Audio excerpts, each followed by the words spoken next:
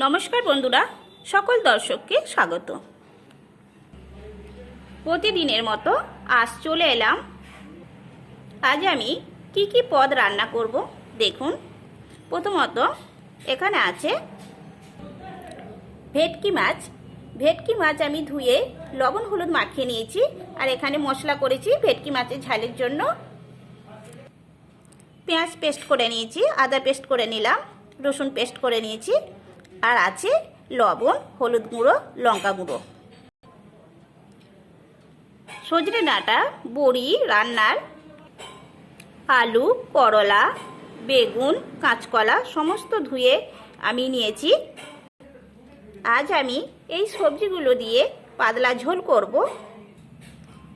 মশলা নিয়েছি হলুদ গুঁড়ো, লবণ, লঙ্কা গুঁড়ো, গোটা ধনে, গোটা জিরে, রাঁধুনি পেস্ট করে নিয়েছি। এখানে আছে ওল, আমি সেদ্ধ করে নেব। ওল সেদ্ধ মাখার জন্য আমি নিয়েছি কাঁচা লঙ্কা, গোটা সরিষা বাটা, লবণ আর অল্প পরিমাণে সরিষার তেল। আর নেব পাতিলেবুর রস। তারপর সমস্ত আমি মাখা করে নেব।